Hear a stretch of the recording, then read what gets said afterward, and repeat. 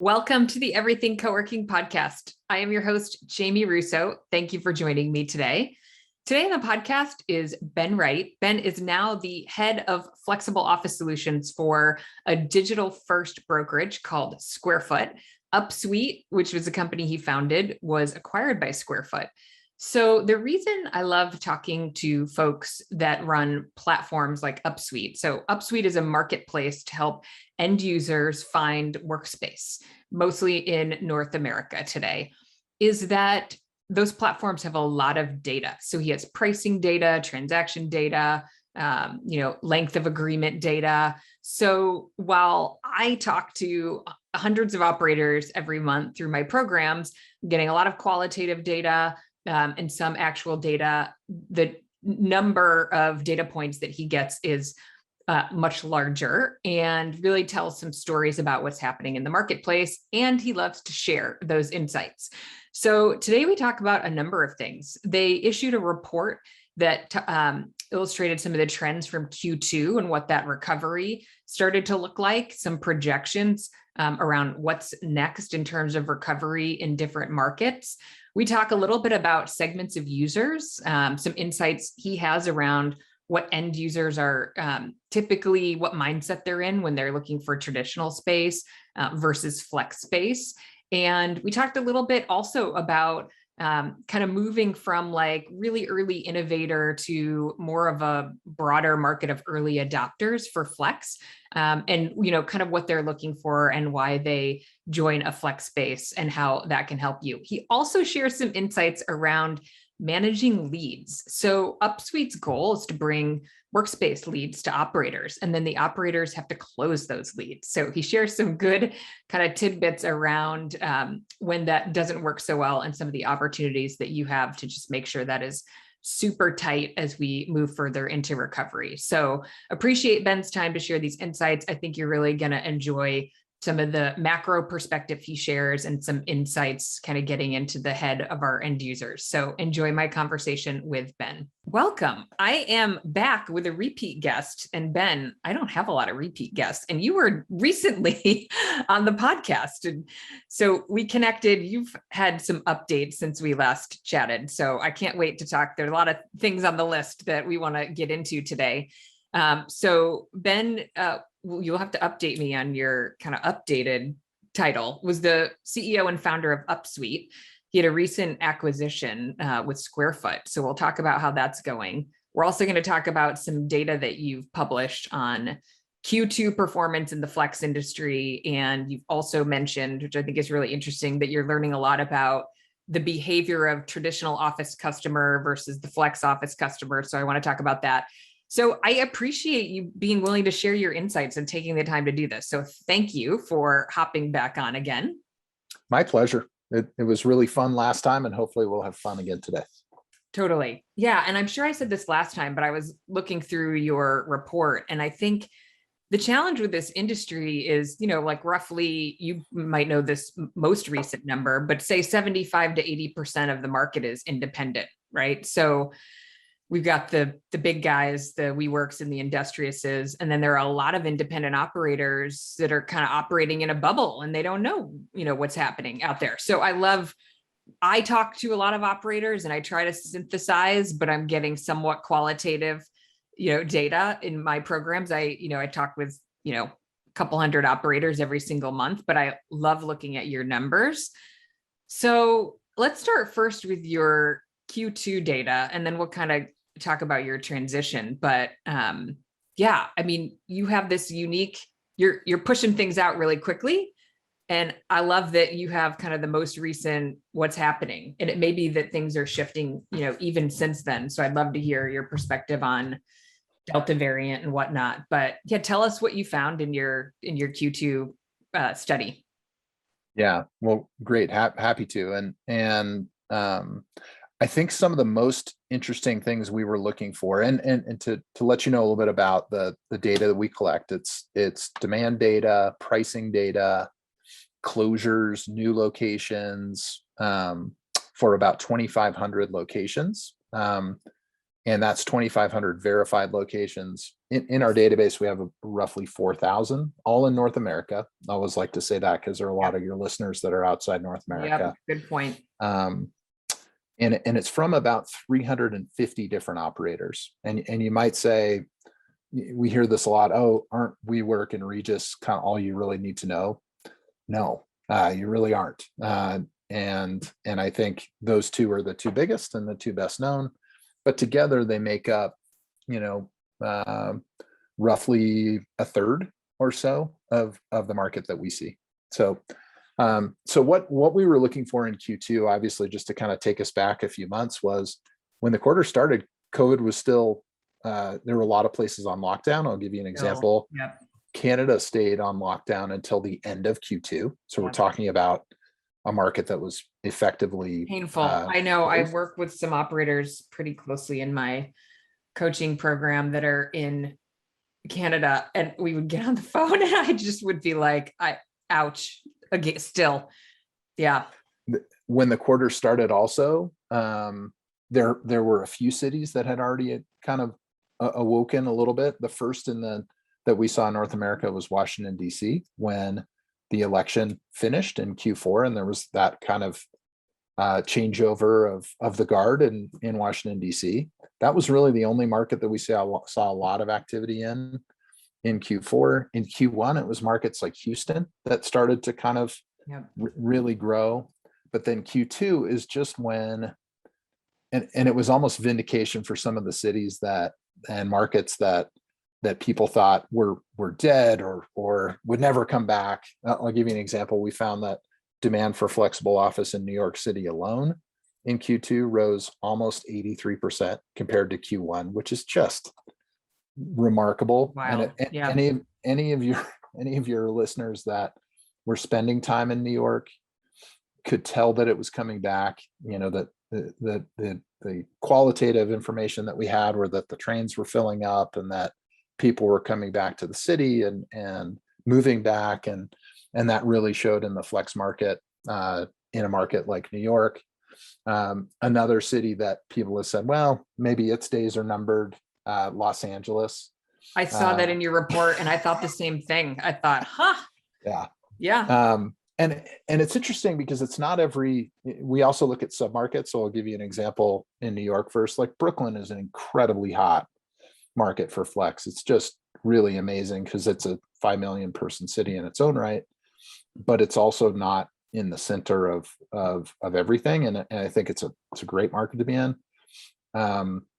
Manhattan though really did come back also in Q2. They don't necessarily move the same way.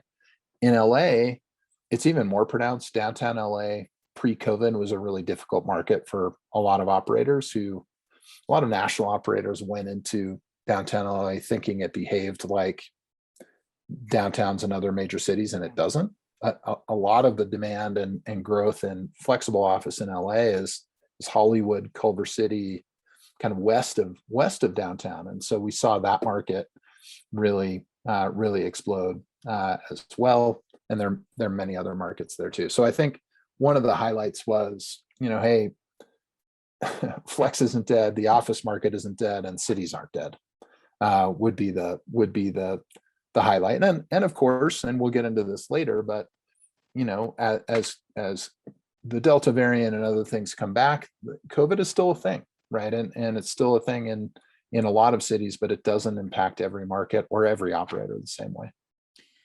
So you mentioned in the report a return of demand, but also mentioned the return wasn't necessarily strong enough to get operators back to profitability because the occupancy, wasn't quite there. And you mentioned like a 70-75% or 70 to 80% occupancy. Sometimes it's 85%, required to be profitable. I think it really depends. And we probably talked about this last time, but the sort of disparity between spaces with offices and open space, right? Because the occupancy on, more of a hot desk model has to be really high to hit profitability. And so that I think probably a big challenge. So would you say demand is returning, but not totally out of the woods in terms of, you mentioned sort of operators being cash poor, I think might have been the way you put it. Right. And this is going to sound really familiar to all of your listeners, right? So just because demand comes back, meaning that's shopping behavior, that doesn't necessarily mean that that's signing behavior. Although we are seeing just as much growth in signings. And and the operators that we track discounts pretty heavily. In Q2, there were definitely a lot of discounts. For example, in New York, on the transactions that we did in New York, discounts were ranging between 25 and 45% on longer term deals. That's a lot of discount, and it's hard to make money doing that. And that's in spaces that we're still not close to that kind of 70, 75, 80, 85% occupancy. So that those challenges are going to continue. But what's new here is a few things: that overall demand is returning, but demand for profitable members is returning too, meaning the 4 seats, 6 seats, 8 seats, the teams. And why those are profitable? Because they can really large teams are problematic for your listeners, because if they're there, they're great. If they leave, that can be really painful. So we've always built our business around that kind of bread and butter 4 to 8 seat team that is going to stay for 12 months. They might even renew for longer. They pay they pay on time. They like it there. So that's a unit that I think is really important to the industry. And it's that returned in Q2 across almost all markets, with the exception of Canada in North America. So that's a good thing. And that's a market that COVID really hurt, because no employer was going to say, hey, let's get all of us back together every day in the middle of a pandemic. So I'm curious on the discounting front, and you probably don't have data on this, but I'm interested in your perspective. So Bill Bennett wrote a piece on LinkedIn about WeWork's financials. Did you? I saw it. Yeah, it was great. So he, was kind of inferring pricing, that WeWork was doing some significant discounting on their per seat price. Like they were in the 300 range. And I would expect them, as he wrote in his article, to be closer to 700 for office, right? Because they're 90% office space, right? So that their office seat would be much higher. Is that like, do they have who were they discounting to that wasn't willing to pay? And do you think that's shifting? Like you mentioned this, 4 to 6 seat, company who comes in, they expect to pay, full price. Maybe there's some discount for a longer term agreement or whatnot. But do you think there was some, is that going to shift? Can they come back from that? Or maybe why were they doing it? Were they selling to a different client that just simply wasn't willing to pay? That's a great, so that I'm going to give you a multi-part answer, because that was a multi-part question. Yeah. So first of all, I think what some larger operators like WeWork are doing, including WeWork, with their discounting, is they're saying, look, we're not going to discount the monthly rent on a long-term deal. We're going to give you some element of free months, somewhere between 1 and 3 months. But when you start to pay, you're essentially going to pay the full rate for that month. And what they're doing is they're training up their member, that when renewal time comes, they're used to paying that monthly amount. So the 1 to 3 months of discounting, I think is really smart. The way we present it to clients is, look, we're going to tell you what you're going to pay on average over a 12 month. An average monthly. Yep. And that, so that's a very smart approach. Obviously they're discounting for longer term agreements. Discounting like that on a month-to-month agreement is you being a former operator, there's no winning with that approach. So it's got to be longer term agreements. Who they're doing it for, anecdotally, the larger the suite, the bigger the discount. What's interesting on that though is the asking price we saw. Which, as you know, we track asking prices by size of suite, 1, 2, up to 10 plus. Yeah. And asking prices on large suites tended not to fall during COVID. Discounts are really what fell on those large suites. And I think the rationale was that you know, it's rarer to find teams for that large suite. Yeah. So once you have them on the hook, you'll tend to discount them. Another way of saying that is asking price for a large suite almost doesn't matter as much as the end kind of negotiation. So that was interesting. We saw discounting during COVID very much on the kind of the dedicated desk and the hot desk level from an asking price perspective, more so than the really large suites, but then the discounts really come in on the large suites. So I think I answered 2 of your 3 parts, Yeah.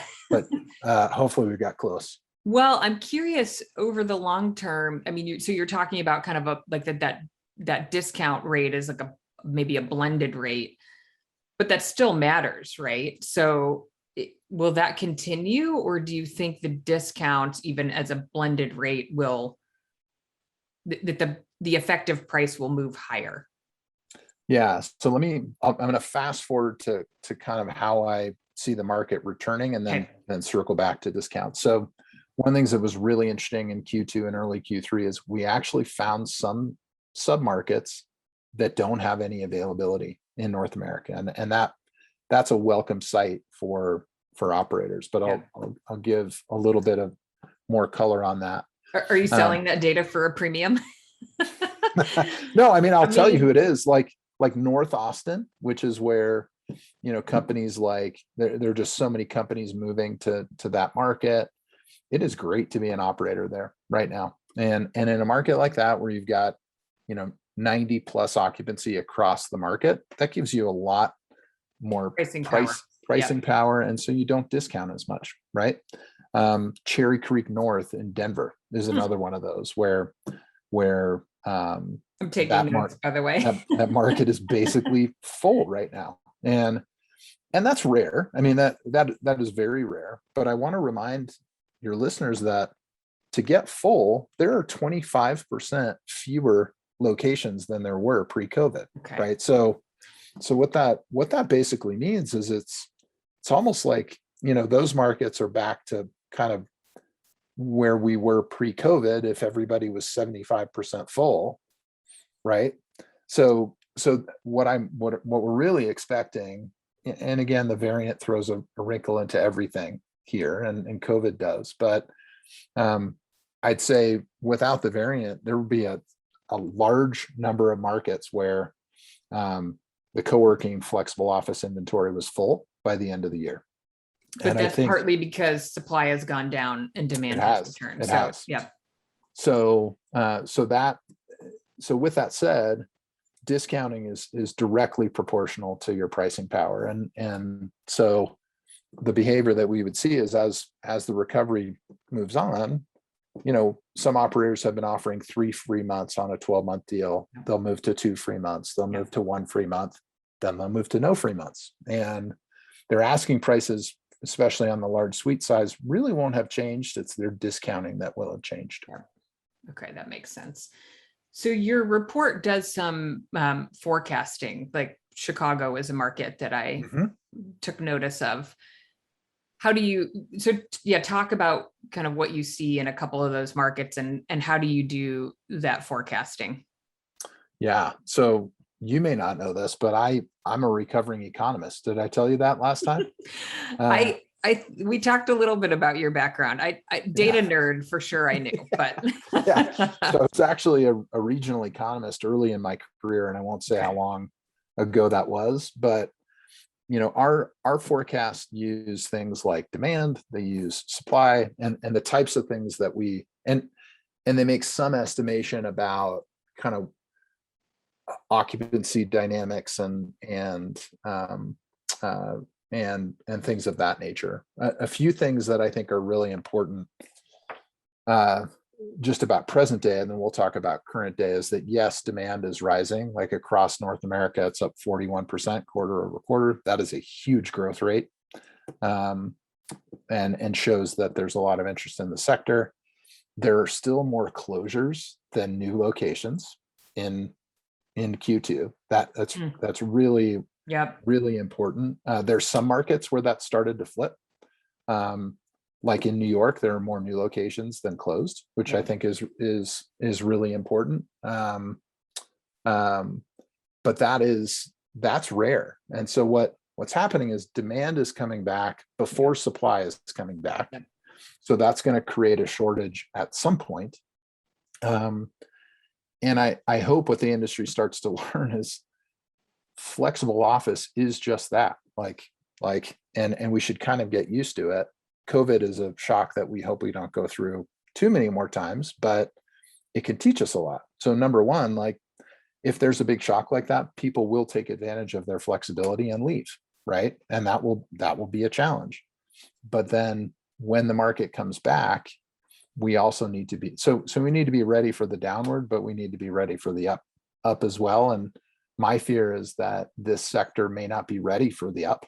And we see that in a number of sectors now. If any of your listeners have flown on an airplane, stayed at a hotel, eaten at a restaurant, these are sectors that have not been ready for the return of demand generally. And I fear that this industry could be the same. Now, certain things may extend recovery and push it back into the future, but that we're already seeing signs of that in particular in things like, is my sales team staffed up? Is my pricing model and my discounting strategy ready to go? And dynamic enough to your point, to respond to the demand in a timely fashion. This is a really basic one, but certain large operators, I mean, this industry, and you know this a lot, this industry has a fair amount of turnover, and among salespeople or community managers, it can be 25-30% a year in terms of what we've seen. Yeah, that's been even more. The turnover's been even higher in the last 3 to 4 months in this sector than that. And so what that means is if you are, we're not the only supplier of demand and new tenants, but if your sales team is turning over and you're not reconnecting with your sources of demand, or you're not passing those leads off salesperson to salesperson, you're going to lose them. And so I think that's to draw a corollary or parallel between co-working, flexible office, and the sectors we're all experiencing in recovery that are kind of struggling. Don't let that happen to your business. Or said another way, if you can solve that problem, you're going to be ahead. Are you seeing some gaps in execution when you're trying to send leads? I remember early in my GWA days, we did an exercise where we had a contractor from Upwork call 300 co-working locations and track which ones picked up the phone. 30%. A third of them answered the phone. Right. And I was like, that's a lead, right? You just didn't pick up. I mean, it wasn't a lead, but it could have been a lead. And so that's a real basic example of what I think you're talking about here is probably lead management overall. And are things falling through the cracks as team turns over? Hey, I just wanted to jump in really quickly before we continue with our discussion. If you're working on opening a co-working space, I want to invite you to join me for my free masterclass, 3 behind-the-scenes secrets to opening a co-working space. If you're working on opening a co-working space, I want to share the 3 decisions that I've seen successful operators make when they're creating their co-working business. The masterclass is totally free. It's about an hour. It includes some Q&A. If you'd like to join me, you can register at everythingcoworking.com/masterclass. If you already have a co-working space, I want to make sure you know about Community Manager University. Community Manager University is a training and development platform for community managers, and it can be for owner operators. It has content, training, resources, templates from day one to general manager. The platform includes mini courses that cover the major buckets of the community manager role, from community management, operations, sales and marketing, finance, and leadership. The content is laid out in a graduated learning path, so the community manager can identify what content is most relevant to them depending on their experience and kind of jump in from there. We provide a live brand new training every single month for the community manager group. We also host a live Q&A call every single month so that the community managers can work through any challenges that they're having or opportunities, get ideas from other community managers, build their own peer network. We also have a private Slack group for the group. So if you're interested in learning more, you can go to everythingcoworking.com/community manager. Here's something I can share, and I won't name names, but even pre-COVID, we stack ranked operators in terms of their ability to close on the leads that we sent to them. And within the top 5 names that everybody knows, the low close rate was 5%. The high close rate was 40%. And so talk about these are from huge. Wow. Well-staffed, well-paid, leading operators. The variance of their ability to close was, in that case, 8x. That hasn't gotten any better. In fact, that's probably worse during COVID, and meaning the variance. Do you feed that data back to them? Are they aware of that? Oh yeah. Oh yeah. And the one that was the lowest is now actually moved way up. They made a real concerted effort. They actually turned over their entire sales organization from top to bottom, and they fixed it. So that's really good news. But in a time of turnover and change and everything that everybody's going through, that's really something to watch. It's a real execution issue. Yeah, which is super insightful. There's so many things that you have to get right in this model: location, the designers, your product mix, and then there's manage the leads. I mean, yep. And so I'm curious, you talked about, let's talk about briefly your transition into SquareFoot, and then I want to talk about the insights that you see. You mentioned in our pre-chat between traditional office behavior and flex office behavior in terms of demand during this time. Right. Well, so congrats. That's an official congrats on the acquisition, and I assume this means like some exciting resources for your team to be able to run at what you want to run at. Absolutely. Yeah. So since you and I spoke, I become the head of flexible office solutions for SquareFoot. That's a digital traditional brokerage, and have brought Upsuite and the whole Upsuite team into SquareFoot. And there are a number of reasons that I did that, but the most important one was that there's a great team there. There's a great vision there, but kind of 2 key things. Digital first. That's a digital first company that believes that we're in the early stages here of a massive digital transformation in commercial real estate. So we very much aligned that way. And we also aligned that we wanted to have not just a great source of demand, because that's what every operator wants, and every owner of real estate wants, is lots of new clients and tenants, but also a real breadth of supply solutions. So I'll give you an example. What SquareFoot operated is really a highly successful 9-year-old digital brokerage doing traditional real estate deals. So 5-year leases and 3-year leases and 10-year leases in the cities that they operate in. What flexible within SquareFoot means within my purview is co-working, direct to landlord flex, which is a really exciting new opportunity that we're developing now, but also shared desks. So I run a property called Pivot Desk as well, which is tenants can post their own space there that we will then introduce to SquareFoot and Upsuite. I remember Pivot Desk. I don't know if I remembered that. That's where did they go immediately to SquareFoot? Did someone else acquire them first? They went to Industrious first. That's what I thought. Okay, and Industrious passed them over. Okay. Yeah, and David Mandel, the founder of Pivot Desk, has been on Upsuite's board throughout and been an advisor. So okay, so very familiar. But that's what SquareFoot is really investing in, and so I think and this is a great, what I think I and we are going through as a flex first company going into a traditional first company is, I think, a real central challenge for the flexible industry, which is how do we convert more and more people who are already in traditional offices to go flexible, right? I think there's something that happens in every market where early adopters come in, and there's a certain fervor about, hey, it means something for me to go into WeWork early, right? Or it means for me to go something Yep. to me to go into this new kind I'm of savvy, I'm concept. efficient, I'm a founder that's focused on the business. I don't, right. Mhm. Let somebody else handle the real estate. And there's some pride in that perspective.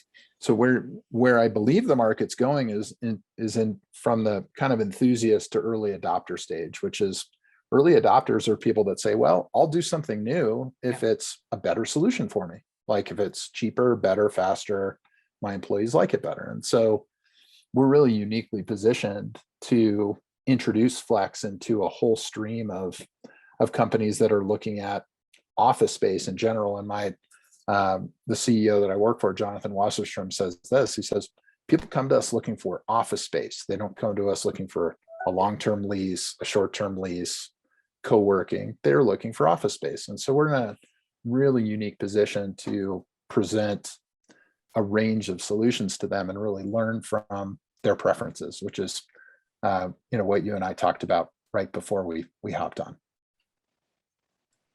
Super exciting. And we could talk about that. And next time I want to talk about the landlord inventory. So we'll making notes for our next chat. So yeah, I'm really curious. You talked about some insights around the differences between traditional office users and flex office users. What have you seen? So, I mean, I think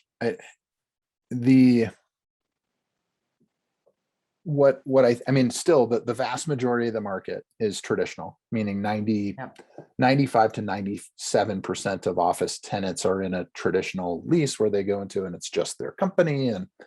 And so there are a lot of preferences that they really like, and most of them don't have to foot the bill for fitting out the space, furnishing the space, cleaning the space, providing internet. So they're used to all that being there, and they're used to, I think most importantly, having it be private to them. Like, hey, this is my office, or this is our office. So introducing Flex into a stream of kind of traditional tenants and traditional members has been a really eye-opening experience, because we're not selling the zealotry of co-working, right? Right. It's not Right. community first. It's not, Right. yeah, that's it, Right. it's super important. Yep. What ends up being true and most impactful by far is location, like by far. And is it easy to get to? Is it on a train line that I need? Does it have easy parking? Right. So that's still number one. The next thing is, what's the environment I'm going to work in, and what's my role in creating it? That I think is a really interesting one. And what we've boiled that down to is, how private is it, and how private do I want it to be? Will I take on the creation of a unique work environment for my company and my company alone? And how good do I want to be at it? Versus, am I willing to share some of it to go into something that's maybe a little nicer, maybe a little more modern, that's already done for me? And I think those are, if you phrase it to a tenant like that, they start to really open up and talk about that. And like many of us, I bought a second home recently, and it came totally decorated, totally furnished, down to like the silverware and the plates and everything. Move in ready, plug and play. Move in ready. And I'm like, oh my God, this is great. and I think there's a certain element to that we're all getting more and more comfortable with. It's like, just make it move in ready. And yeah, I'll pick the things that I, really care about. Yeah. Right. I might make some small modifications, but if I can just show up and my team can just show up, that feels really good, especially if it's professionally designed, as so many of the flexible spaces are. So privacy is kind of one part of that, and the willingness to share. The second thing is really a funny thing, and my colleagues at Court and Branch and other places, I think, will react to this one, which is, furniture is something a lot of people don't want to deal with. I was talking to a colleague yesterday who has mapped out the math of why a building owner should also own the furniture, and it's pretty compelling. Like, for a tenant to spend a lot of money on something that nobody wants 5 years later, there's actually not a way for that to make economic sense. And so So I've been really surprised by how many companies just want to avoid the furniture problem altogether, and will choose an office configuration based on, is it furnished or not? And so it's been honestly really, I'm a pretty curious person, and I think it's really piqued my curiosity to say, this is making a lot of sense. As we work with about 50 new companies a week, and that with that kind of volume across those different markets, you can really see trends, and those are two that have really stood out. So you also mentioned sort of a mindset difference between traditional office returning and maybe early adopter flex users returning. What's there?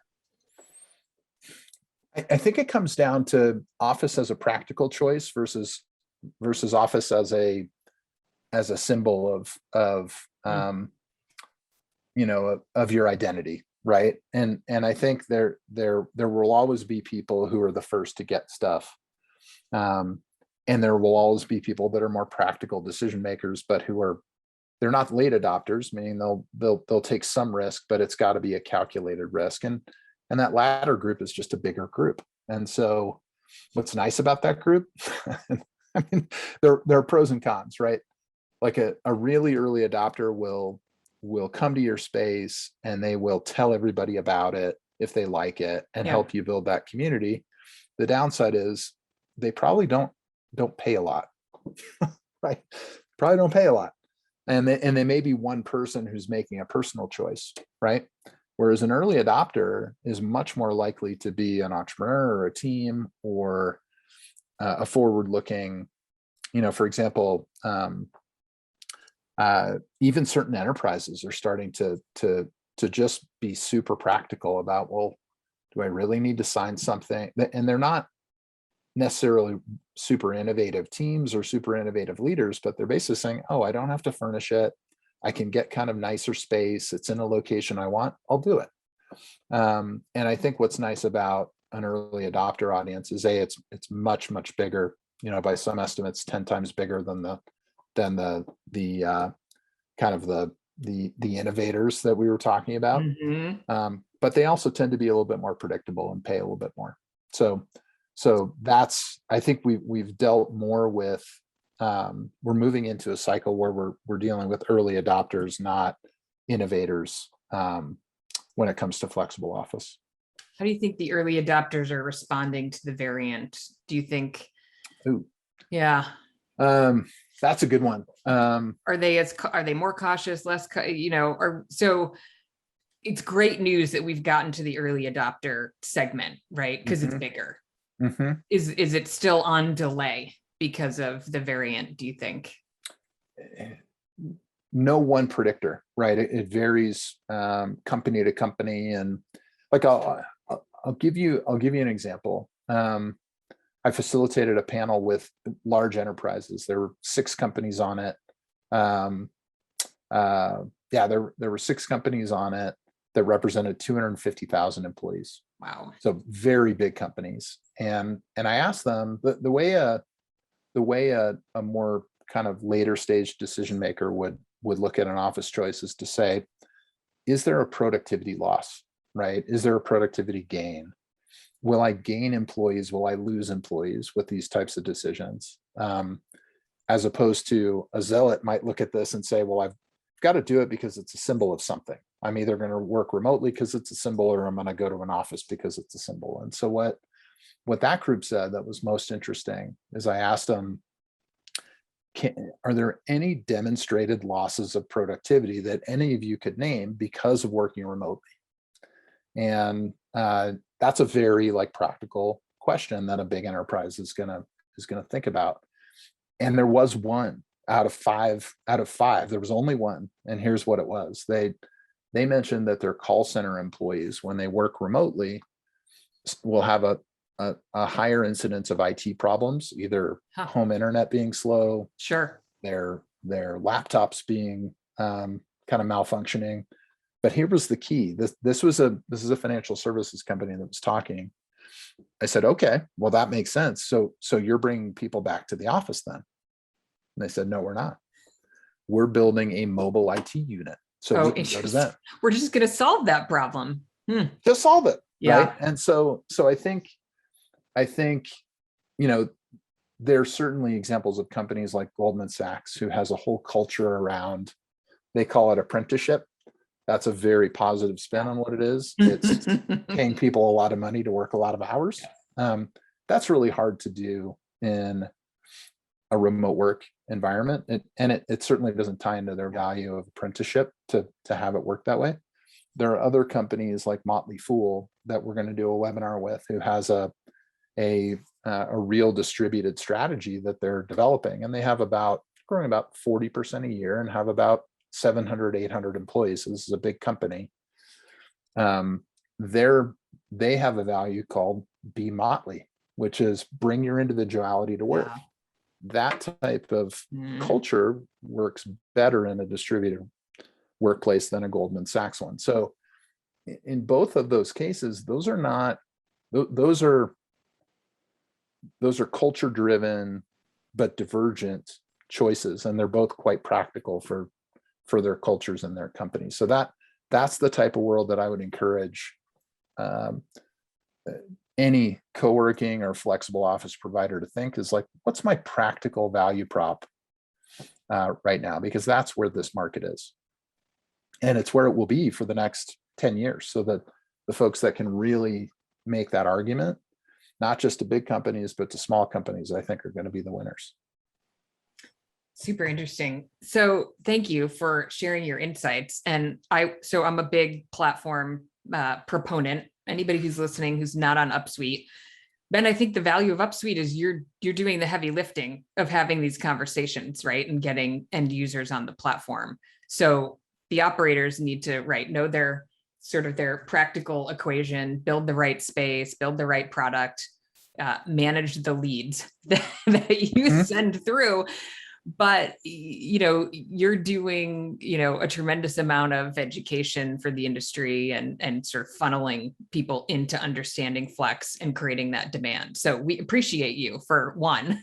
And to any of my operators that are listening that are not, if you're in North Austin and Cherry Creek North. Get on the platform. But I suspect there are lots of pockets like that we'll start to see, pop up. So, and the additional value prop, as I can say, is if you're on Upsuite, you'll also be on SquareFoot.com, which is about at this point is about 4 to 5x the traffic as well. So we've essentially 5x the lead flow that we're going to be able to get for our operator partners. And that makes me really happy to be able to say that to your group, because I think all of the operators are still in a mode where they could always use more members. And so 100%. So huge reason to do this was to say, well, how could we even make it better for them? And that was really the primary motivation of joining SquareFoot.